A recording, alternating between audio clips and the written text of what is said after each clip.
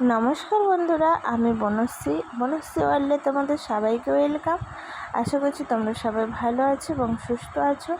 নতুন আপডেট পাওয়ার জন্য, অনুরাগের ছোঁয়া সিরিয়ালের নতুন আপডেট পাওয়ার জন্য আমার চ্যানেলটিকে সাবস্ক্রাইব করে পাশে থাকা বেল বাটন ক্লিক করে রাখুন আর দেখতে থাকুন অনুরাগের ছোঁয়া সিরিয়াল কার কার দেখতে ভালো লাগে